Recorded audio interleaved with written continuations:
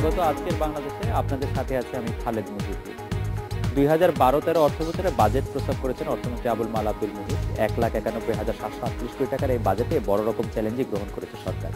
52,000 কোটি টাকার ঘাটতি মেটানোর উপায় হিসেবে দ্বারস্থ হতে হবে ব্যাংক অথবা বিদেশি দাতাদের কাছে। এছাড়া মূল্যস্ফীতির চাপ সামলানো, এডিপি বাস্তবায়ন, জ্বালানি খাতে স্থিতি আনার মতো অনেক কাজ রয়েছে সামনে। জিডিপির প্রবৃদ্ধির লক্ষ্য 7.2% অর্জনে রাজনৈতিক অস্থিরতাকে বড় বাধা হিসেবে দেখছেন অর্থনীতিবিদেরা। বিরোধী দল যথানিয়মে বাজেটকে আখ্যায়িত করেছে গণবিরোধী হিসেবে, আর আওয়ামী লীগের সহযোগী সংগঠনগুলো সরকারকে অভিনন্দন জানিয়ে করেছে আনন্দ মিছিল। এই অবস্থায় আজকের বাংলাদেশে আমরা খুঁজব কিছু প্রশ্নের উত্তর। জিডিপি 7.2% লক্ষ্যমাত্রা কতটা উচ্চবিলাসী? মূল্যস্ফীতি 7.5% রাখা সম্ভব কি? রাজনৈতিক অস্থিরতা বাজেটে বাস্তবায়নের পথে কতটা প্রতিবন্ধক? 2012-13 অর্থ বছরে জ্বালানি খাতে স্থিরতা আসার সম্ভাবনা কতটা? জানিয়ে রাখি, আজকে বাংলাদেশে আপনার মতামত প্রশ্ন পাঠাতে এসএমএস করতে পারবেন। এসএমএস পাঠানোর নিয়ম AKBO লিখে স্পেস দিন, লিখুন আপনার নাম, স্পেস দিয়ে লিখুন আপনার মতামত প্রশ্নটি যে কোনো মোবাইল ফোন থেকে পাঠিয়ে দিন 12322 নম্বরে। এছাড়া ইমেল করতে পারবেন akbo@independent24.tv এই ঠিকানায়, লিখতে পারেন ফেসবুক ও টুইটারে। এইসব বিষয় নিয়ে আলোচনা করতে আজ স্টুডিওতে আছেন আওয়ামী লীগের সভাপতি মণ্ডলীর সদস্য ডক্টর মহিউদ্দিন খান আলমগীর, আছেন পলিসি রিসার্চ ইনস্টিটিউট PRI এর নির্বাহী পরিচালক ডক্টর আহসান এইচ মনসুর। স্বাগত আপনাদের। কিছুক্ষণের মধ্যেই আপনাদের সাথে যোগ দেবেন সাবেক বাণিজ্য মন্ত্রী ও বিএনপি চেয়ারপারসনের উপদেষ্টা জনাব আমির খসরু মাহমুদ চৌধুরী। এছাড়া আমরা সরাসরি কথা বলবো আমাদের চট্টগ্রাম প্রতিনিধি মামুন আবদুল্লাহ, খুলনা প্রতিনিধি সোহেল মাহমুদ এবং সিলেট প্রতিনিধি মাহবুবুর রহমানের সাথে। স্বাগত আপনাদেরও। জনাব মহিউদ্দিন খান আলমগীর, এবার বার্ষিক উন্নয়ন কর্মসূচির আকার দেখে এবার অনুমান করা যায় যে এতে ভোটারদের তুষ্ট করার মতো অনেক প্রকল্প থাকবে নিশ্চয়ই, কিন্তু এত অর্থ খরচ করার সামর্থ্য বা দক্ষতা প্রশ্নে নেই, এটা অনেকেই বলছেন এবং তা প্রতি বছর প্রমাণও হচ্ছে। এই অবস্থায় এই সব এডিপি বা এই এডিপি রাজনৈতিক বিবেচনায় নেওয়া, যেটা অনেকে বলছেন যে কতটুকু সুফল দিবে? আমি মনে করি যারা বলেছেন যে এই বছরের বার্ষিক উন্নয়ন কর্মসূচি রাজনৈতিক বিবেচনায় হয়েছে, তারা কিন্তু সত্য কথা বলছেন না, বস্তুনিষ্ঠ কথা বলছেন না। এখানে দুটো কথা বা তথ্য আমাদের মনে রাখা দরকার। প্রথম তথ্য যে আমি মনে করি বস্তুনিষ্ঠ পর্যালোচনার ভিত্তিতে আমাদের বার্ষিক উন্নয়ন কর্মসূচি 55,000 কোটি টাকা যার আকার প্রস্তাব করা হয়েছে, তা আনুপাতিক হারে কিন্তু বেশ কম। দেখেন, সার্বিকভাবে আমাদের বাজেটের মাত্রা হলো বা আকার হলো 1,91,738 কোটি টাকা। এর ভিতর 55,000 কোটি টাকা যদি আমাদের বার্ষিক উন্নয়ন কর্মসূচি হয়, তাহলে আমাদের এও মনে রাখতে হবে যে আমাদের এই বিশাল আকার বাজেটের সবচেয়ে বড় অংশ আমরা প্রাত্যহিক ব্যয় নির্বাহ করার জন্য প্রযুক্ত করছি। অন্য কথায় দেশের অর্থ ব্যবস্থার অধিকতর উৎপাদন ক্ষমতা সৃষ্টির জন্য আমাদের তরফ থেকে সর্বাত্মকভাবে যে সম্পদ বা বিনিয়োগ প্রয়োগ করা ইচ্ছিত, তা কিন্তু আমরা করছি না। লক্ষ্য করবেন, 1972-73 সালে প্রথম বাংলাদেশের পূর্ণাঙ্গ বাজেট যা বঙ্গবন্ধুর নেতৃত্বে আমরা গ্রহণ করেছিলাম, সেখানে দেখেছি আমরা যে সার্বিক বাজেট ব্যয়ের প্রায় 48 ভাগ, লক্ষ্য করবেন প্রায় 48 ভাগ আমরা উন্নয়ন ব্যয় হিসাবে প্রযুক্ত করার জন্য প্রক্ষেপণ করেছিলাম এবং তাই আমরা করেছি। কিন্তু এবার যদি ওই 1,91,738 কোটি টাকার বাজেটের বিপরীতে বা বাজেটের মধ্যে 55,000 কোটি টাকার উন্নয়ন বাজেটের কথা চিন্তা করেন, তাহলে দেখবেন এটা শতকরা প্রায় 25 থেকে 26 ভাগ। তখন তো পরিস্থিতি একটু ভিন্ন ছিল। 786 কোটি টাকা বাজেটের 501 কোটি টাকা ব্যয় করা হয়েছে এডিপির জন্য, বা সেটা তো অনেক, মানে পরিস্থিতিটা তো অনেক বেশি ডিফারেন্ট ছিল। সার্বিক যে বাজেটের আকার হলো 1,91,738 কোটি টাকা, তার মধ্যে 55,000 কোটি টাকা হলো উন্নয়ন বাজেট, 25% ব্যয় করা হয়েছে। তো এটা কম বলে আমি মনে করি। কাজে এই নিরিখে যারা এটাকে উচ্চবিলাসী বলছেন, তারা কিন্তু বস্তুনিষ্ঠভাবে সত্যি কথা বলছেন বলে আমি মনে করি না। বরং আমি মনে করি অর্থনীতির ছাত্র হিসাবে আমাদের প্রাত্যহিক যে ব্যয় আছে, নৈমিত্তিক যে ব্যয় আছে সরকারের, সেই প্রাত্যহিক বা নৈমিত্তিক ব্যয় কমিয়ে বা এখন বা এই বছরে যে পর্যায়ে আছে সেখানে হিমায়িত করে এই উন্নয়ন বাজেটের আকার বাড়ানো প্রয়োজন। দ্বিতীয় যে অভিযোগটা করা হয়েছে সেটা বলা হয়েছে যে এটা রাজনৈতিক বিবেচনায় নেওয়া হয়েছে।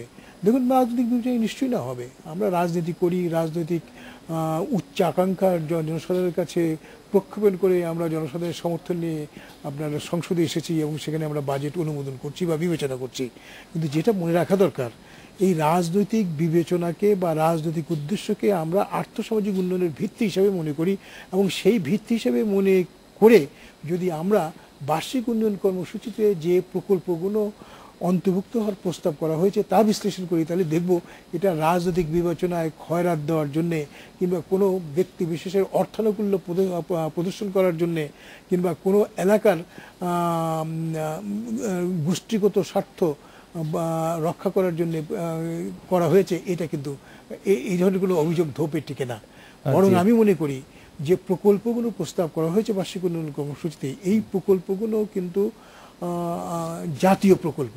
এই প্রকল্পগুলো জেলাভিত্তিক প্রকল্প নয়, এই প্রকল্পগুলো বৃহৎ প্রকল্প অধিকাংশ ক্ষেত্রে, এবং এই প্রকল্পের সাথে সংশ্লিষ্ট হস্তান্তরমূলক যে পরিশোধন আছে বা ব্যয় আছে তা যদি আমরা আলাদা করে দেখি, তাহলে দেখব এই প্রকল্পগুলো সার্বিকভাবে দেশের অবকাঠামো, উৎপাদনের অবকাঠামো সৃষ্টির জন্য প্রস্তাব করা হয়েছে। এবং সেই প্রেক্ষিতে আমি মনে করি না যে নিছক ছোটোখাটো রাজনৈতিক বিবেচনায় কিংবা গোষ্ঠীগত স্বার্থ উদ্ধার করার জন্যে বা সেই লক্ষ্যে কোনো প্রয়োগ করা হয়েছে, বরং সার্বিকভাবে দেশের আর্থসামাজিক উন্নয়ন করার জন্যে এই প্রকল্পগুলো প্রস্তাব করা হয়েছে। এবং এই প্রকল্পগুলো এভাবে প্রস্তাব করার জন্যে এবং যে প্রেক্ষিতে আমি আর আগে বললাম তার আলোকে এই উন্নয়ন প্রকল্পগুলো আমাদের সামনে ধরার জন্য আমি আমাদের প্রধানমন্ত্রী শেখ হাসিনা এবং অর্থমন্ত্রী আবুল মাল আব্দুল মুহিতকে আন্তরিক ধন্যবাদ জানাবো।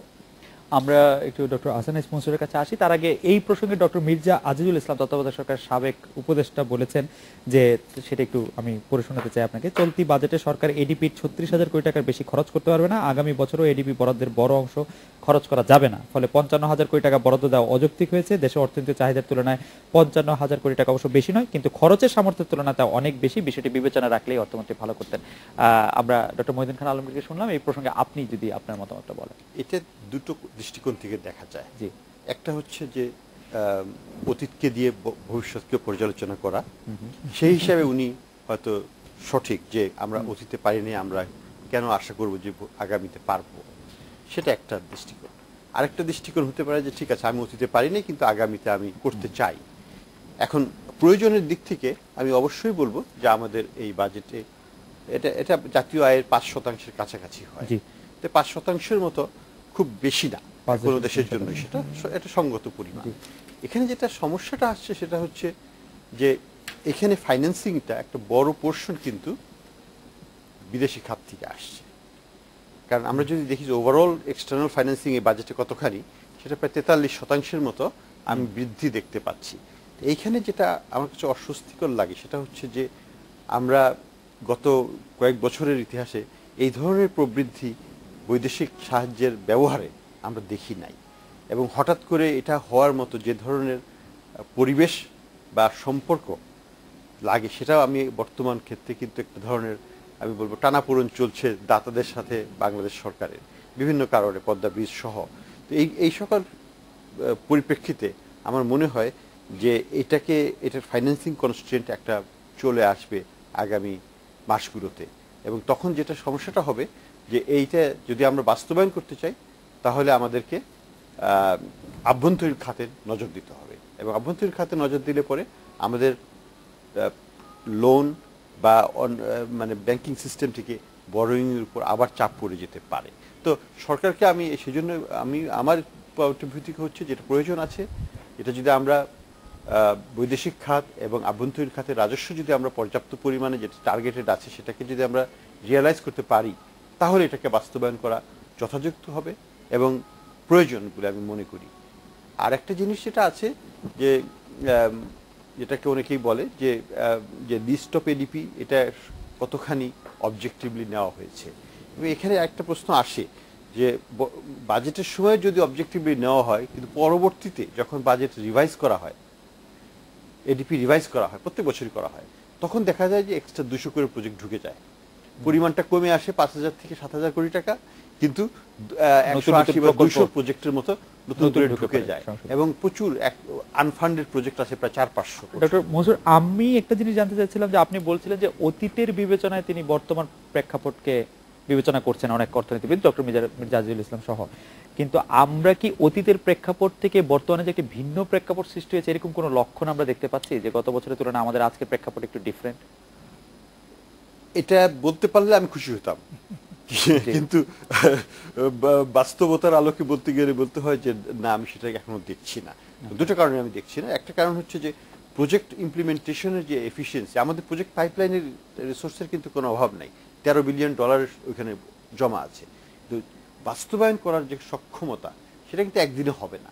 এবং এটা প্রত্যেক সরকারি চেষ্টা করেছে, কিছু কিছু হয় আবার পিছিয়ে যায়, ওই তৈলাক্ত বাষ্পে ওঠার মতো 2 হাত আগায় 1 হাত পিছায় এইভাবেই চলছে সর্বদাই। তো এখানে প্রচেষ্টাটা একটা মধ্যমেয়াদী নিতে হবে, যেটাতে আমাদের যে প্রজেক্ট ডাইরেক্টরস এবং প্রজেক্ট ইমপ্লিমেন্টেশনের ক্যাপাসিটিটা আস্তে আস্তে দক্ষতা তাদের বাড়িয়ে এটাকে করতে পারি। আরেকটা যেটা হচ্ছে যে কুইক ডিসবার্সিং লোন যদি আমরা জোগাড় করতে পারি তাহলে কিন্তু আমাদের অর্থনৈতিক এই সমস্যাটা মিটে। কিন্তু সেই ক্ষেত্রে যেটা প্রয়োজন হবে সেটা হচ্ছে সরকারের অর্থনৈতিক সংস্কার কার্যক্রম, যেটা আছে বলে আমি মনে করি, কারণ আন্তর্জাতিক অর্থভান্ডার থেকে বাংলাদেশকে সাহায্য করা হচ্ছে এই ব্যাপারে, সেটা আছে।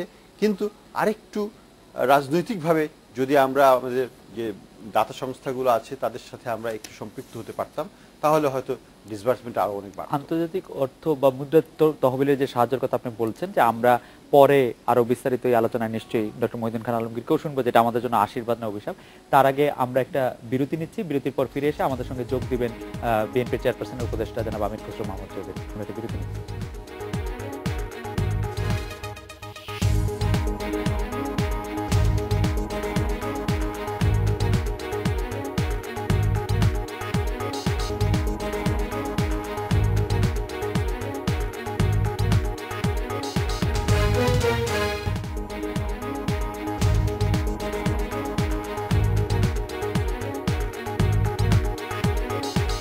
বিরতির পর ফিরে এলাম আজকের বাংলাদেশে। জনাব আমির খসরু মাহমুদ চৌধুরী আমাদের সঙ্গে যোগ দিয়েছেন, স্বাগত আপনাকে। আপনার কাছে জানতে চাই যে গত বছর 7% প্রবৃদ্ধির টার্গেট হলো 6% অর্জিত হয়েছে। অনেক অর্থনীতিবিদ দেশে বিদেশে বলেছেন যে এটা দক্ষিণ এশিয়ার তুলনায় ভালো একটি অর্জনই। আপনি এটাকে কিভাবে দেখছেন এই অর্জনকে?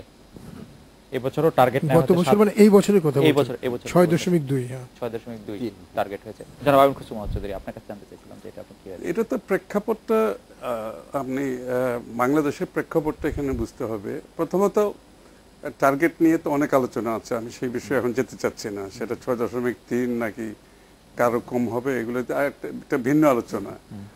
কিন্তু বাংলাদেশের সম্ভাবনাটা আমাদের যে বুঝতে হবে কি, আজকে বাংলাদেশের রপ্তানি আপনি গত বছর 41% ছিল, আমদানি কাছাকাছি ছিল, এটা কমে এখন কিন্তু 8% চলে আসছে। কিন্তু এটা এই যে মোমেন্টামটা এখন কমে আসছে। কিন্তু আমাদের এখনো বিশ্বের যে শ্রমের দিক থেকে আমাদের যে অ্যাডভান্টেজটা আছে, আমরা যে লোয়ার এন্ডে যে আমাদের প্রোডাক্টগুলো এক্সপোর্ট করছি সেটা একটা আছে। আমাদের শ্রমবাজারে একই অবস্থা, কিন্তু আমরা কিন্তু লোয়ার এন্ডের শ্রমবাজারে আছি, সেখানেও কিন্তু আমাদের একটা স্ট্রেংথ আছে। এগুলো হচ্ছে ইনহেরেন্ট কতগুলো আমাদের সুযোগ ছিল এবং সেটা অব্যাহত আছে। কিন্তু এখন ট্রেন্ডটা হচ্ছে নিচের দিকে। আপনি যেটা লক্ষ্য করবেন যে সরকার 7% হচ্ছে 6.3 আসছে এখন, কিন্তু আসল কত গিয়ে দাঁড়ায় এটা নিয়ে IMF, তারপরে এশিয়ান ডেভেলপমেন্ট ব্যাংক বিভিন্ন মতামত আছে। কিন্তু এবং ইন্ডিকেটরগুলো কি আমাকে বুঝতে হবে। ইন্ডিকেটরগুলো হচ্ছে নিম্নমুখী, সবগুলো ইন্ডিকেটর নিম্নমুখী। আপনি যদি রপ্তানি ধরেন সেটা 41 থেকে 8% আসছে, আমদানি একই চলে আসছে। তারপরে আপনার ইয়েতে কি বলে ঋণ সরবরাহ কমে আসছে। আপনার মূলধনী যন্ত্রপাতি আমদানি ক্যাপিটাল মেশিনারি আমদানি কমে গেছে, শিল্পের কাঁচা মাল আমদানি কমে গেছে, ইন্টারমিডিয়েট র মেটেরিয়ালস কমে গেছে, এবং আজকে টাকার মূল্যমান আজকে প্রায় 20% মতো কমে গেছে। ব্যাংকের সুদের হার 16, 17, 18% চলে গেছে। শেয়ার বাজার অলমোস্ট শেয়ার বাজারের অবস্থা তো আর বলতে গেলে অনেক সময়ের দরকার। আপনার সবকিছু মিলে যে অবস্থানে আমরা এখন গিয়ে দাঁড়াচ্ছি, এখন থেকে আমাদেরকে আসলে চিন্তার সময় এসছে যে, এবং তার চেয়ে যেটা বড় ক্ষতি হয়েছে দেশের, যে সামষ্টিক অর্থনীতিতে আমরা গত 20 বছরে যে একটা বাণিজ্যের সাথে, শিল্পের সাথে, বিনিয়োগের সাথে একটা ভারসাম্য গত 20 বছরে বিভিন্ন সরকারের সময় আমরা অর্জন করেছি, সেটা এখন নষ্ট হয়ে গেছে। এবং সব কিছু মিলে অর্থনীতির যে বিপর্যয়ের সম্মুখীন হয়েছে, এগুলো আজকে বিশ্লেষণ করার ব্যাপার আছে। এবং এই বছরের যে প্রবৃদ্ধি, সেটা একটা বড় প্রশ্ন হয়ে দাঁড়িয়েছে। আগামী বছরের যে টার্গেট, সেটা আরো বড় প্রশ্ন দাঁড়িয়ে গেছে। কারণ এর উপরে যোগ করেন আপনি দেশের অবকাঠামোগত যে অনুন্নয়ন, অবকাঠামোগত যে সমস্যা, আজকে আমরা বিদ্যুতের কথা শুরু করে রাস্তাঘাট, ট্রান্সপোর্টেশন, যোগাযোগ ব্যবস্থা, তারপরে গ্যাসের অবস্থা বলেন, সার্বিক অবকাঠামোর যে অবস্থা আছে, আর্থিক খাতের যে অবস্থা আপনি চিন্তা করেন, তারল্য সংকট, ব্যাংকের যাতে সরকারের ঋণ গ্রহণ, আপনি যদি সবকিছু অ্যাড করেন, আসলে বাংলাদেশের অর্থনীতি কোথায় দাঁড়িয়ে আছে। এবং সবচেয়ে বড় প্রবলেম হয় কি জানেন, আজকে এই বছর থেকে 10,000 কোটি টাকা নেক্সট বাজেটে ট্রান্সফার করা হচ্ছে। এটা ফিসক্যাল ডিসিপ্লিনে কতটুকু পরে সেটাও ভিন্ন বিষয়, কিন্তু it's a non starter. You starting with -10,000 next বাজেটে। তার উপরে আপনি যে বাজেট দিয়েছেন, বাজেট তো আমি ওনার সাথে একমত। উনি যদি বলে থাকেন 55,000 টাকা কম হয়েছে, আমিও কিন্তু একমত। কিন্তু 55,000 থেকে যে 60,000, 70,000 যতই আপনি করতে পারেন, কিন্তু এইটার অর্থায়ন, আমরা এই অর্থায়ন কি দেখছি আজকে? সরকার কেন এত ঋণ নিয়েছে? যেহেতু আজকে বিদেশ থেকে যে ঋণ, অনুদান, সেগুলো আমরা ইউটিলাইজ করতে পারিনি, অত আমরা পাইনি। কারণ সেক্ষেত্রে প্রশ্ন উঠেছে যে দুর্নীতির প্রশ্ন হচ্ছে, বহুমাত্রিক দুর্নীতির প্রশ্ন হচ্ছে, বিভিন্ন বড় বড় প্রকল্প নিয়ে। তা আপনি সার্বিক চিত্রটা কি? আপনি তো অর্থায়ন করতে হবে বাজেটে।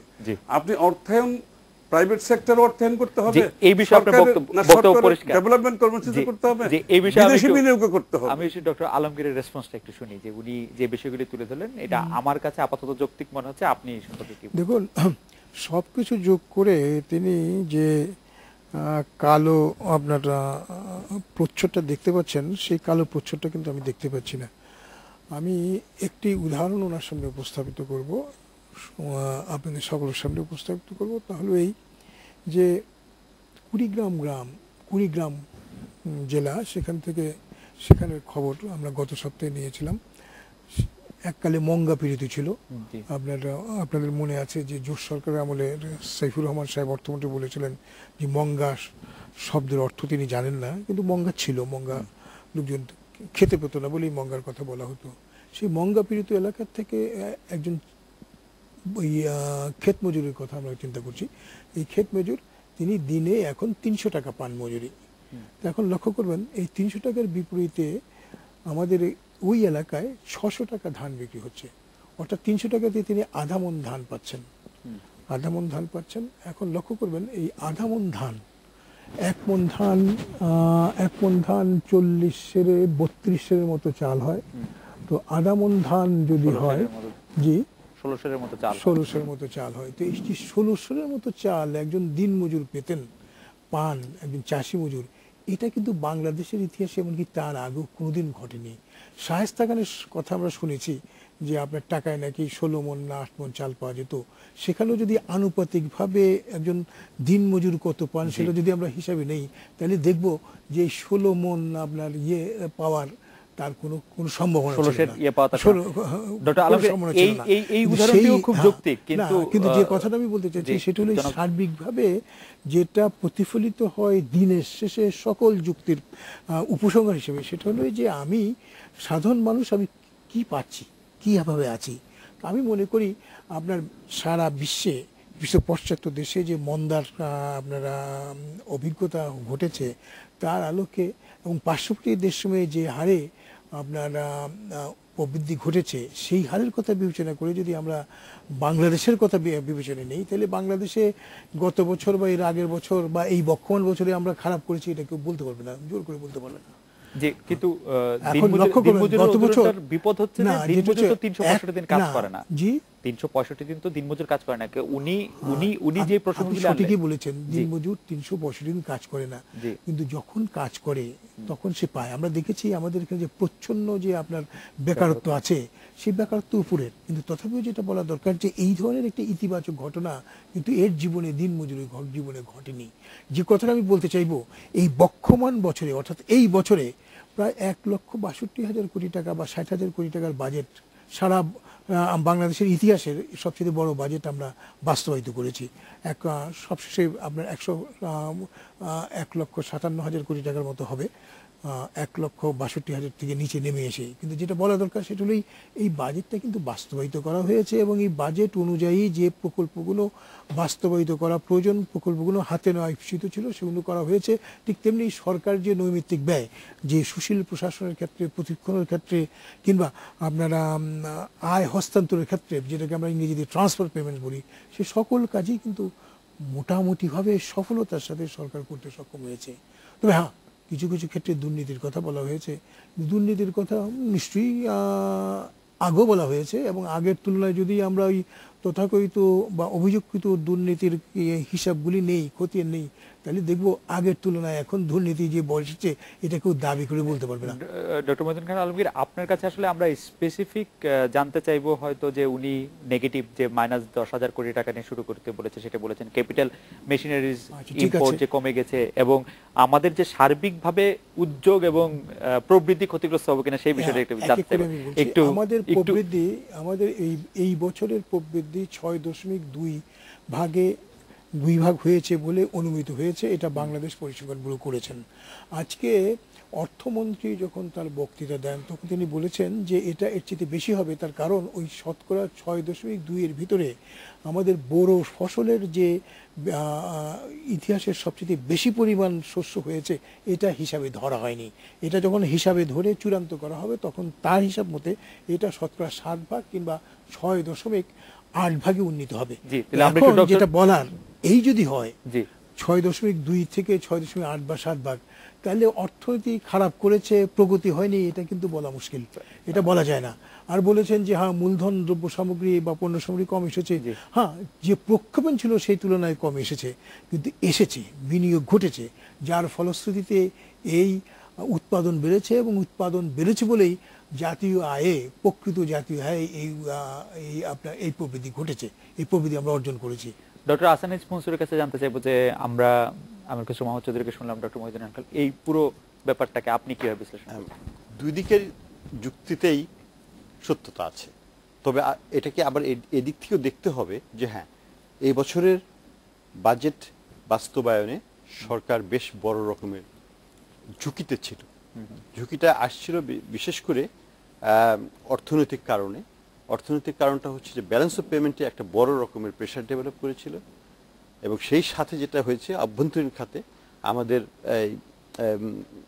স্টক মার্কেটের কোল্যাপস, রিয়েল এস্টেট মার্কেটটার কারেকশন চলছে, এবং সব মিলিয়ে একটা বড় ধরনের প্রেশার ডেভেলপ করে গিয়েছিল অর্থনৈতিক খাতগুলোতে, বহির্বাণিজ্যে এবং অ্যাট দ্য সেম টাইম মানি মার্কেটে।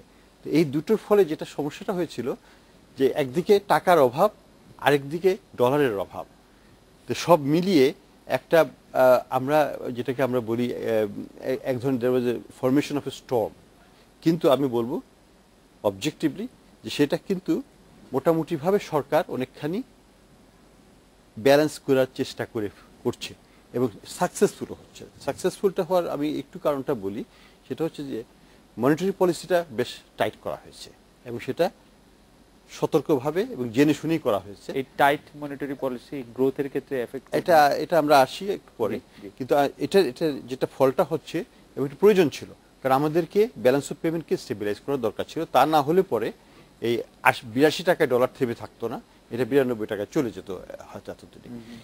এটা খুবই প্রয়োজনীয় স্টেপ ছিল, এবং সেটা করা হয়েছে। 2 নম্বর যেটা করা হয়েছে যে রাজস্ব মানে ভর্তুকির খাতে যে একটা বড় রকমের চাপ সৃষ্টি হয়েছিল, সেটাকেও মোটামুটিভাবে কন্ট্রোল করা হয়েছে ডিসেম্বরের পর থেকে। একটা স্টেটমেন্ট আমি দেখছিলাম যে গভর্নমেন্টের বরোয়িং ব্যাংকিং সিস্টেম থেকে ডিসেম্বরের পরে ভার্চুয়ালি কিন্তু হয় নাই।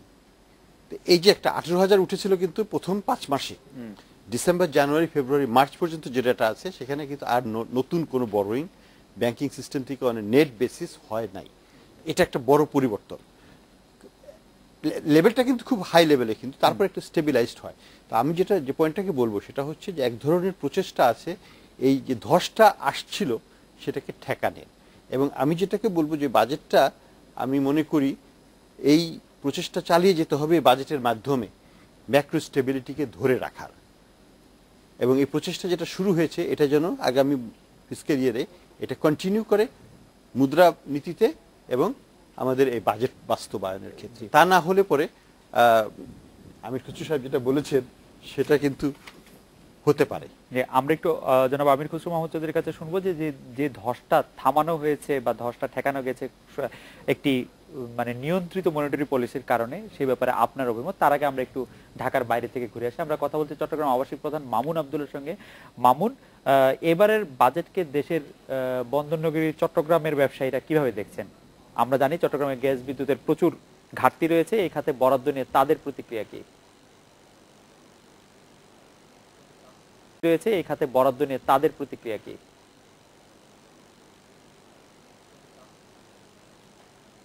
ধন্যবাদ খালেদ। আমি বিভিন্ন ব্যবসায়ী সংগঠনের নেতা এবং আজকে সারাদিন ধরে বেশ কয়েকজন ব্যবসায়ীর সঙ্গে কথা বলেছি। তারা আমাকে বলেছেন যে এই নতুন বাজেট যেটা দেওয়া হয়েছে সেখানে ব্যবসা বান্ধব বাজেট কোনোভাবেই বলা যায় না। কারণ একজন ব্যবসায়ীর ব্যবসা করার জন্য অনেকগুলো সাপোর্ট সরকার থেকে দরকার হয়, সরকারের অনেকগুলো পলিসির দরকার হয়। পলিসিগুলোর মধ্যে ওনারা বলছেন যে ব্যাংক থেকে বরোয়িং করার যে ইন্টারেস্ট রেট অনেক বেশি এবং ব্যাংক এখনও খুব রিজিড অবস্থায় আছে, ব্যাংক ঋণ দিচ্ছে না ব্যবসায়ীদের লেনদেনটা অনেকটা স্থবির হয়ে পড়েছে। আর পিপিপি যেটার কথা বলা হয়েছিল গত 3 বছর ধরে অর্থ বাজেটে বলা হয়েছিল যে পিপিপি বাস্তবায়ন করা হবে, অর্থাৎ ব্যবসায়ীদের কিছু টাকা এবং সরকারের কিছু টাকা মিলে কিছু অবকাঠামোগত বড় ধরনের উন্নয়ন হবে। সেই সরকারে বরাদ্দের টাকা খরচ হয় না, আর ব্যবসায়ীরা এই উন্নয়ন প্রক্রিয়ার সাথে সম্পৃক্ত হতে পারেনি।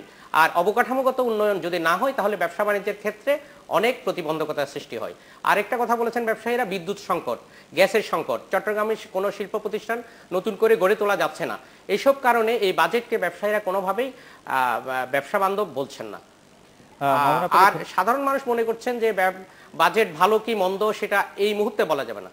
মামুন, আপনাকে ধন্যবাদ। আমি একটু খুলনা প্রতিনিধি সোহেল মাহমুদের কাছে খুলনার অবস্থা জানতে চাইবো। তার আগে জনাব মহিউদ্দিন খান আলমগীরের উদ্দেশ্যে চান মিয়া বগুড়া থেকে বলেছেন যে 40 কেজি ধানে 26 কেজি চাল হয়, তো 29 কেজি হয় না, সেটি আপনাকে জানিয়ে রাখলাম। যে আমরা একটু সোহেল মাহমুদের সঙ্গে কথা বলি যে এবার বাজেট কতটা শিল্প বান্ধব হয়েছে বলে খুলনার শিল্পোদ্যোক্তারা মনে করছেন। সোহেল। হ্যাঁ, ধন্যবাদ খালেদ। আমরা সন্ধ্যার পরপরই খুলনা চেম্বার অফ কমার্সের সভাপতির সঙ্গে কথা বলেছিলাম এবং তিনি আমাদেরকে একটা ব্রিফিং করেছিলেন এবং সেখান থেকে তিনি জানিয়েছেন যে বর্তমান সরকার যে বাজেটটি দিয়েছে 2012-13 অর্থ বছরের জন্য এটা অত্যন্ত সময়োপযোগী এবং জনহিতকর এবং বাস্তবসম্মত বাজেট, এবং এই বাজেটের ফলে এই এলাকার উন্নয়ন ঘটবে। এবং পাশাপাশি তিনি যেটা দাবি করেছেন যে মংলা বন্দর আধুনিকায়ন, পদ্মা সেতু নির্মাণ, খুলনা অঞ্চলে গ্যাস সরবরাহ, বিমানবন্দর ও সুন্দরবনকে ঘিরে পর্যটন শিল্পের বিকাশের জন্য প্রধানমন্ত্রীর দৃষ্টি আকর্ষণ করেছেন।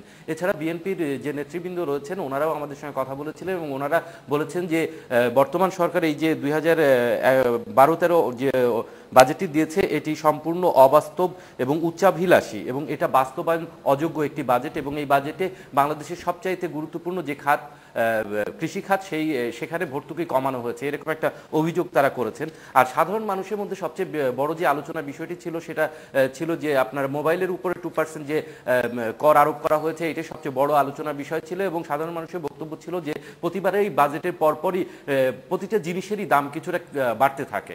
খালেদ। সোহেল মাহমুদ, আপনাকে ধন্যবাদ। মোবাইল ফোনের উপর শতকরা 2 ভাগ কর বসানো হয়েছে, এটা সাধারণ জনগণ পছন্দ করছেন আপনি বলছেন। সিলেট প্রতিনিধি মাহবুবুর রহমানের কাছে জানতে চাইবো যে সিলেটের লোকজনের প্রতিক্রিয়া কি বাজেটের পর, ব্যবসায়ী এবং শিল্প উদ্যোক্তাদের? ধন্যবাদ খালেদ। আসলে সিলেটের মানুষ আগে থেকেই বাজেট নিয়ে আলোচনা করেন, কারণ আপনি জানেন যে 41টি বাজেট স্বাধীনতার পর বাংলাদেশে হয়েছে, এর মধ্যে 24টি বাজেটই দিয়েছেন সিলেট থেকে নির্বাচিত এমপিরা যারা অর্থমন্ত্রী ছিলেন, এবং এই কারণেই 24টির মধ্যে 12টি দিয়েছেন এম সাইফুর রহমান, 6টি দিয়েছিলেন সাবেক অর্থমন্ত্রী শাহ এমএস কিবরিয়া, এবং আজকের বাজেট ঘোষণার মাধ্যমে 6টি পূরণ করলেন আবুল মাল আব্দুল মুহিত। এবং সেক্ষেত্রে সাধারণ মানুষের যে এইটা ধারণাটা হয়েছে যে বাজেট আসলে তারা মনে করে কোন জিনিসটার দাম বাড়বে আর কোন জিনিসটার দাম কমবে, আসলে এই ধারণা থেকেই সাধারণ মানুষের বাজেট নিয়ে চিন্তা ভাবনা হয়, কিন্তু বাজেটে আসলে সেই ধরনের কোনো দিক নির্দেশনা থাকে না। এটা নিয়ে তারা হয়তো আরো কয়েকদিন পরে এই বিষয়গুলো নিয়ে আলোচনা করবে, এটা এরকম। আর যে বিষয়টা খুলনা থেকে সোহেল মাহমুদ বলেছেন আমাদের, সেখানে বলা হয়েছে যে মোবাইল ফোন সরকার ডিজিটাল বাংলাদেশ বলছেন, ডিজিটালের মাধ্যমে বাংলাদেশকে এগিয়ে নেওয়ার কথা বলছেন। সেক্ষেত্রে আবার মোবাইল ফোনের এই যে প্রতি মিনিট শতকরা 2% যে ভ্যাটের কথা বলেছেন সরকার, সেটা ডিজিটাল বাংলাদেশকে পেছনের দিকে নিয়ে যাবে। 100 টাকার কথা বললে 2 টাকা বেশি দেওয়া উচিত মাহবুব। আমরা আবার কথা বলবো আপনার সঙ্গে, আপনি থাকবেন আমাদের সাথে। জনাব মহিউদ্দিন খান আলমগীর, আপনার কাছে জনাব আমির খসরু মাহমুদ চৌধুরীর কাছে জানতে চাইবো যে ওই ব্যাংকের বরোয়িংটাকে, যেটাকে আপনি ব্যাংক থেকে সাংঘাতিক অবস্থা দেখছিলেন, ডক্টর আহসান এইচ মনসুর বলছেন যে সেই ধসটা একটি নিয়ন্ত্রিত মনিটারি পলিসির কারণে কিছুটা ঠেকানো গেছে। এই সম্পর্কে আপনার মত? আমি সেটা দেখতে পাচ্ছি না আসলে। ব্যাংকের থেকে ঋণের সাথে নিয়ন্ত্রিত মনিটারি পলিসির রিলেশনশিপটা উনি অর্থনীতি বুঝতে পারবেন, কিন্তু ব্যাংকের থেকে যে সরকার যে ঋণটা নিয়েছে সেটার মূল কারণ হচ্ছে সরকারের যে বাজেটের অ্যামাউন্ট ছিল সেটা অতিক্রম করে গেছে ওনাদের সাবসিডিজ অন্যান্য খাতে, এবং সেটা এমন পর্যায়ে গেছে যে সেটার কারণে কিন্তু আজকে আমি যেটা শুরুতেই বলেছিলাম যে সামষ্টিক অর্থনীতিতে কিন্তু আজকে একটু ভঙ্গুর অবস্থায় পৌঁছে গেছি আমরা, এবং যে কারণে ব্যাংক থেকে ঋণ নেওয়ার কারণে ব্যাংকের ইন্টারেস্ট রেট কিন্তু এখন 16, 17, 18% চলে গেছে। বিনিয়োগের জন্য এটা কত পরিপন্থী সেটা আবার বলার অপেক্ষা রাখে না, এবং ব্যাংক থেকে ঋণ নেওয়ার ফলে এটা তো আবার জ্বালানি আমদানি করেছে, ওখানে আবার অতিরিক্ত আমদানি হয়েছে, এবং সেই আমদানির পেমেন্ট তো সরকার করেছে, এবং সেখানে কিন্তু টাকার অবমূল্যায়নও হয়ে গেছে, সেটা আবার মূল্যস্ফীতির উপর বড় ধরনের চাপ সৃষ্টি করেছে। সুতরাং ব্যাংক এবং প্রাইভেট সেক্টরের বিনিয়োগের ক্ষেত্রে যে বাধাগ্রস্ত হয়েছে সেটা তার বলার অপেক্ষা রাখে না। সুতরাং এইখানে আমরা বাজেটের কথা যখন বলছি, প্রবৃদ্ধির কথা যখন বলছি, বিনিয়োগ কিন্তু এখানে প্রাইমারি ইস্যু। বিনিয়োগ is at the heart of it. কিন্তু এখন বিনিয়োগ বলতে কি বুঝি আমরা? সরকারের বিনিয়োগ বলতে আমি যেটা বোঝাই সেটা উৎপাদনশীল খাতে বিনিয়োগ। রাজস্ব ব্যয় কিন্তু সরকারের বিনিয়োগের মধ্যে পড়ে না, যেখানে উৎপাদনশীল খাতে। তারপরে প্রাইভেট সেক্টরের বিনিয়োগ, সেটা আরো বেশি উৎপাদনশীল খাত, কারণ প্রাইভেট সেক্টর হচ্ছে মেইন ড্রাইভার এখানে। তাদের বিনিয়োগ বাধাগ্রস্ত হচ্ছে। শুধুমাত্র যে ব্যাংকের তারল্য সংকট না, তাদের ঋণ, তাদের টাকার অবমূল্যায়ন, তাদের সুদের হার, টাকা অবমূল্যায়ন এবং অবকাঠামোগত যে সমস্যাটা আছে, এটা মেজর সমস্যা হয়ে দাঁড়িয়েছে। কিন্তু এখন পাওয়ার সেক্টর সম্বন্ধে এটা আরেক সাবজেক্ট, আমি বলতে চাচ্ছি না, কিন্তু সেটা করতে গিয়ে যে আজকে কুইক রেন্টালের যে বিষয়টা এসে গেছে সেটা কিন্তু একটা স্পর্শকাতর ব্যাপার হয়ে দাঁড়িয়েছে। সে আলোচনায় দীর্ঘ আলোচনা, কিন্তু সেটাকে সাপোর্ট দিতে গিয়ে সরকার যে তাদের যে সাপোর্ট দিতে গিয়ে এটার অর্থনীতির উপর যে চাপ সৃষ্টি করেছে সেটা কিন্তু আজকে প্রশ্নবিদ্ধ হয়েছে। আমি মনে করি সরকারের এটার উপরে বিদ্যুৎ এবং জ্বালানির ক্ষেত্রে এই ধরনের সুযোগ সুবিধা কিছু লোককে দিতে গিয়ে এই সেক্টরে যে বিপর্যয় হয়েছে শুধু তাই নয়, সার্বিক অর্থনীতির উপর বিপর্যয় হয়েছে এবং দুর্নীতি হয়েছে। আমি মনে করি সরকারের অবস্থানটা, জ্বালানি উপদেষ্টার বক্তব্য অনুযায়ী আপনি হয় জ্ঞান পাপী, অথবা রাষ্ট্রদ্রোহী, অথবা আর কি জানি ভুলে গেছি অনেক কিছু, সরকার বিরোধী। আমি আসলে আমার একটু ভুল হয়ে গেছে, আপনি মনে করিয়ে দিয়েছেন। আমি শুরুতেই বলা উচিত ছিল সেটা আসলে, যে আমি আবার না রাষ্ট্রদ্রোহিতার কোন দায়ের মধ্যে গিয়ে ঝুঁকিতে গিয়ে পড়ছি একদম বলতে গিয়ে। তো আমি ওনাকে উল্টো বলছি যে এই যে অর্থনৈতিক অব্যবস্থাপনা যারা করেছেন, এর মধ্যে উনি কতটুকু জড়িত আমি জানি না, যে অব্যবস্থাপনা করছেন কুইক রেন্টালে 20-30 হাজার কোটি টাকা সরকারের, এটা সরকারের তহবিলের উপর যে রক্তক্ষরণ ঘটিয়েছে এবং সামষ্টিক অর্থনীতির উপর যেটা ফেলেছে, দুর্নীতির কথা নাই বা বললাম। আমি মনে করি এখানে এবং দায় মুক্তি নিয়ে কিন্তু এই কাজগুলো করেছেন। আরো বেশি প্রশ্নবুদ্ধ হচ্ছে যে ইন্ডেমনিটি করে এইগুলো কাজগুলো করেছেন। তা আমি ওনার রাষ্ট্রদ্রোহী, ওনার দেশপ্রেম নিয়ে কোনো প্রশ্ন করবো না, কারণ উনি যখন আমাদের দেশপ্রেম নিয়ে প্রশ্ন করছেন, কারণ দেশপ্রেম কারো কোনো মনোপলি নেই এটা বাংলাদেশে। শুধু আমি এটুকুই বলবো, ওনার মনে রাখা উচিত এই সমস্ত বক্তব্য দেওয়ার আগে যে ওনার কাজের মধ্যে কতটুকু স্বচ্ছতা ছিল এবং এই সিদ্ধান্তের ফলে দুর্নীতিটা বাদ দিলাম, দায়মুক্তি বাদ দিলাম, বাংলাদেশের সামষ্টিক অর্থনীতির উপরে যেইভাবে সরকারকে দায়গ্রস্ত করেছে, অর্থনীতিকে দায়গ্রস্ত করেছে, এইটার জন্য কারো কারো প্রস্তুত থাকতে হবে। এবং পাকিস্তানে আমি বলি, পাকিস্তানে কিন্তু প্রাক্তন মন্ত্রী, বর্তমান মন্ত্রী সহ 31 জনের বিরুদ্ধে কুইক রেন্টালের ব্যাপারে 31 জনের বিরুদ্ধে ওয়ারেন্ট ইস্যু হয়েছে, তাদের অ্যাকাউন্ট সিজ করা হয়েছে, তাদের বিরুদ্ধে সিভিল ক্রিমিনাল কেস হয়েছে এবং সবগুলো লাইসেন্স ক্যান্সেল হয়েছে এবং জাস্টিস ইফতেখার চিফ জাস্টিসের সভাপতিত্বে এই সিদ্ধান্ত হয়েছে। সুতরাং এগুলো সব আমাদের মনে রাখা দরকার। এই ধরনের মন্তব্য যদি কেউ করে থাকে তার আগে এই সমস্ত কথাগুলো বুঝে শুনে কথা বলা উচিত। বোঝা গেল যে আপনারা ক্ষমতা আসলে আমাদের জ্বালানি উপদেষ্টা। আমি সেটা বলি নাই, আমি পরিষ্কার করে বলেছেন। আমি বলছি এর চেয়ে পরিষ্কার আর করে কিছু বলা সম্ভব না। আমরা ক্ষমতা আসবে কি বলবেন, আমরা ক্ষমতা নাও আসতে যদি আসেন আর কি, আমি যদি আসলে যে ক্ষমতা আসুক, বাংলাদেশের সাধারণ মানুষের স্বার্থে সবকিছুর তো একটা অ্যাকাউন্টেবিলিটি থাকতে হবে, সেই ক্ষমতা আসুক, আমরা আসবো এমন কোনো কথা নেই। তো আমরা বিরতির পর এই বিষয়টি নিয়ে কথা বলবো, কিন্তু তারপর জনাব মহিউদ্দিন খান আলমগীর কাছে জানতে চাইবো যে পিপিপি নিয়ে একই ধরনের আশাবাদ আমরা শুনে যাচ্ছি, এবারও পিপিপি নিয়ে অনেক আশাবাদ শুনছি, এবার কি পিপিপিতে আপনি অনেক বেশি আশান্বিত হচ্ছেন কিনা? আমরা একটু বিরতি নিচ্ছি, বিরতি থেকে ফিরে এসে আপনার কাছে শুনবো।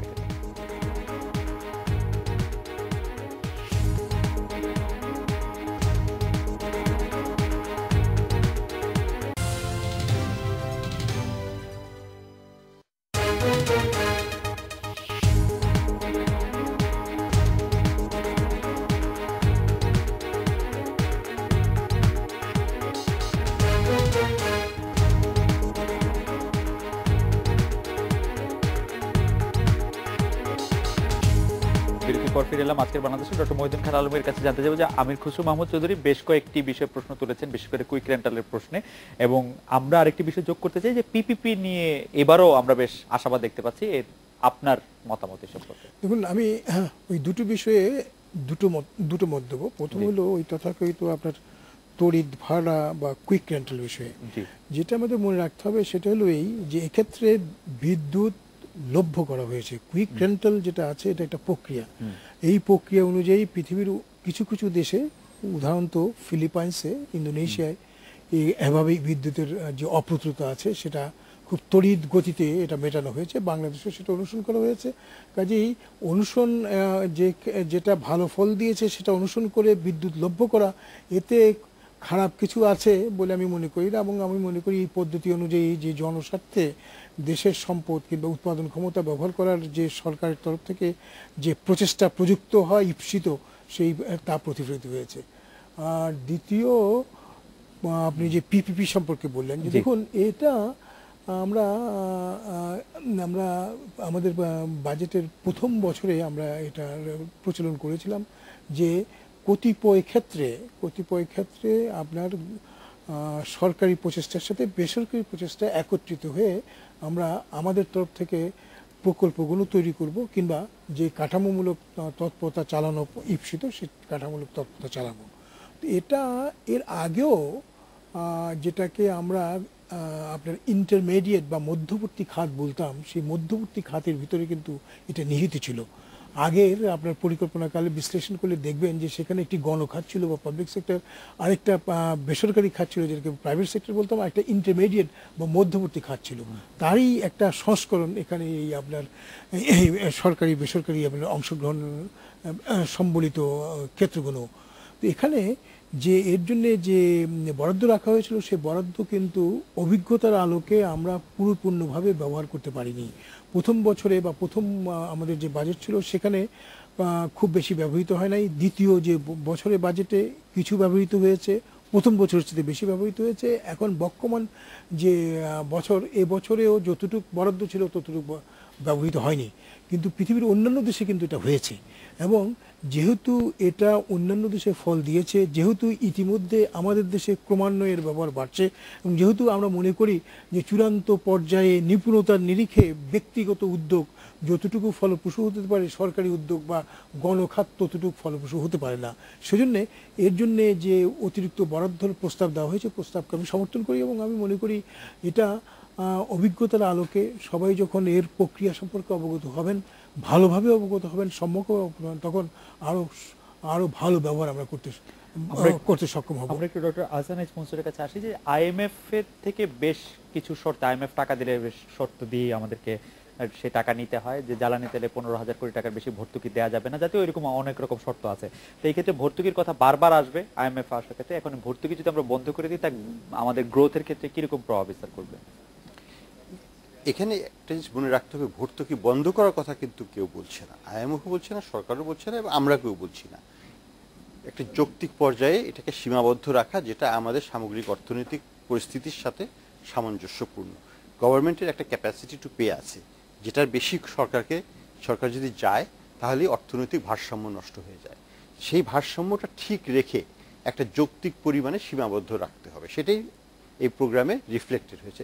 এটা আমি আইএমএফ এর কন্ডিশন আমি যতখানি না বলবো, আমি বলবো যেটা সরকারের দিক থেকে এটার প্রয়োজন ছিল এবং সেটাকে বাস্তবায়ন করাটাও প্রয়োজন। এটা এখন কমিটমেন্ট পর্যায়ে আছে এই বছরের জন্য। এটা তো আমরা জানি যে অনেকখানি মানে ভর্তুকি খাতটা কন্ট্রোলের বাইরে চলে গিয়েছিল, সেটাকে কিছুটা মূল্য মানে প্রাইস অ্যাডজাস্টমেন্টের মাধ্যমে ওটাকে কিছুটা কন্টেইন করা হয়েছে।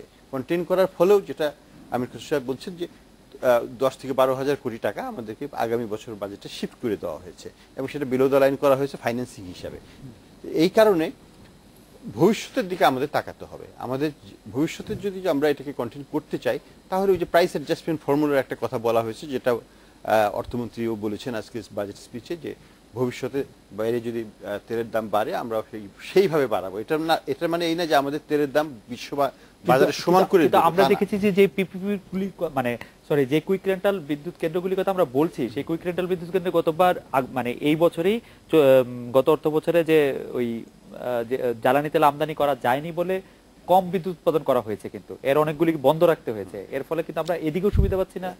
এটাকেই দেখতে হবে এই দিক থেকে আমরা কেন বন্ধ রাখতে হয়েছে, কারণ ভর্তুকির পরিমাণ এমন ভাবে বেড়ে যাচ্ছিল, যেটাকে ফাইন্যান্সিয়ালি এটাকে কন্ট্রোল করা যাচ্ছিল না। কিন্তু যদি আপনি মূল্য সমন্বয় করতেন, তাহলে ইন্টারনাল রিসোর্স জেনারেশন হতো, তাহলে পরে কিন্তু তারা আরো বেশি প্রডিউস করতে পারতো। এখন আমরা যদি তাদেরকে সত্যিকার লেভেলে নিয়ে যেতে চাই, তাহলে সরকারের যে কন্টেইনমেন্ট আছে ওটার মধ্যে রেখে বাকিটাকে পাস থ্রু করতে হবে, তাইলে পরে তার optimum utilization of the capacity হবে, তা নয় তো হবে না। আমরা একটু শেষ আধা মিনিট একটু জনাব আমির খসরু মাহমুদ চৌধুরীর কাছে শুনি যে এই সমন্বয়টা কতটা বাস্তব, যেটা বলছেন যে মূল্য সমন্বয় বা ভর্তুকি করে, এটা কিভাবে সম্ভব বা কতটা সম্ভব? আপনি দেখেন, আসলে বিনিয়োগকারীরা কি চায়, তাদের একটা ইউনিট কস্ট আছে, ওই ইউনিট কস্টের মধ্যে তার এই বিনিয়োগটা থেকে যথেষ্ট রিটার্ন আসবে কিনা, প্রয়োজনীয় রিটার্ন আসবে কিনা। এখন যেসব অ্যাডজাস্টমেন্টের কথা বলা হচ্ছে, এগুলো তো আসলে ওই যে মহিউদ্দিন আলমগীর সাহেব ঠিকই বলছে, এটা স্টপ গ্যাপ মেজার ঠিক আছে, সাময়িক ঠিক আছে, কিন্তু এখন তো সরকারের 3.5 বছর পরে এই কথা বললে তো চলবে না। এর মধ্যে কোনো বেস প্ল্যান আসছে না। আপনি যদি এই ধারা চলতে থাকেন, এই যে কস্টটা আপনি পাস করবেন বিনিয়োগকারীদের উপর, 16, 17, 18% ইন্টারেস্ট দিবে, তারল্যের সংকট, টাকার অবমূল্যায়ন, ঋণ সংকট, আপনি অবকাঠামো সংকট, তার উপরে যদি তাকে আপনি এই ধরনের কস্ট তার উপর চাপিয়ে দেন, এটা তো আমরা তো ইন্টারনালি প্রতিযোগিতা টিকে থাকতে পারবো না, এক্সটার্নালিও টিকে থাকতে পারবো না। সুতরাং আমাদেরকে যে ইউটিলিটিস যেগুলো আপনাকে ইন্ডাস্ট্রিকে দিতে হবে, বিনিয়োগকারীকে দিতে হবে, এগুলো একটা রিজনেবল কস্টে তো আপনাকে নামিয়ে আনতে হবে, এবং এই জন্য সময় মতো প্রয়োজনীয় ব্যবস্থা নেওয়া প্রয়োজন ছিল, সেটা নেওয়া হয় নাই। যে কারণে আজকে একটা স্টপ গ্যাপ মেজারের একটা ব্যাপার, এটা একটা মধ্যমেয়াদী দীর্ঘমেয়াদী ব্যাপারে পরিণত হচ্ছে, এবং গভর্নমেন্ট তহবিল কিন্তু রক্তক্ষরণ হচ্ছে। রক্তক্ষরণ হওয়ার ফলে সার্বিকভাবে অর্থনীতির, সামষ্টিক অর্থনীতিতে এটার প্রতিফলন করছে। নতুন একটি অর্থ বছর আমাদের সামনে আছে, আজকে বাজেট দিয়েছেন মাননীয় অর্থমন্ত্রী। এই বাজেটের মধ্যে আমরা এক বাক্যে একটি ভালো দিক জানতে চাইবো আপনার কাছে, জনাব আমির খসরু মাহমুদ চৌধুরী। সরকারের তো দোষ দিয়ে লাভ নাই, ভালো করতে তখন পারবে যখন একটা অর্থনীতি পারফর্ম করছে না। ওনারা তো চেষ্টা করছেন।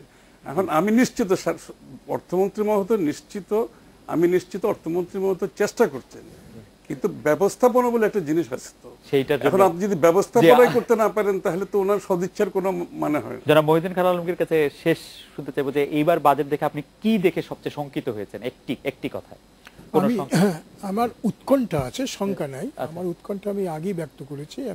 আমি মনে করি যে আকারে আমরা সরকারি বাজেটটা গ্রহণ করছি, সেই আকারে আনুপাতিক হারে আরও বেশি সম্পদ কিংবা অর্থ আমাদের উন্নয়ন বাজেটে যাওয়া প্রয়োজন, এবং সেই লক্ষ্যে আমাদের প্রশাসনিক ব্যয় প্রতিরক্ষণের যে ব্যয় যে পর্যায়ে এখন আছে এখানে হিমায়িত করা বা এটাকে যুক্তিসঙ্গত করার প্রতি নজর দিয়ে যাতে আমাদের হাতে সঞ্চিত সম্পদের সিংহভাগ আমরা আমাদের আর্থসামাজিক উন্নয়নে প্রযুক্ত করতে পারি, তার জন্য জাতিগতভাবে আমাদের একমত হতে হবে। জি, আমরা আশা করবো যে আমরা জাতিগতভাবে একমত হতে পারবো। আজকের অনুষ্ঠানে আসার জন্য ডক্টর আলমগীর, ডক্টর মনসুর এবং আমির হোসেন মাহমুদ চৌধুরী, আপনাদের অনেক ধন্যবাদ। দেখা হবে আগামী রোববার এই সময়। শুভরাত্রি।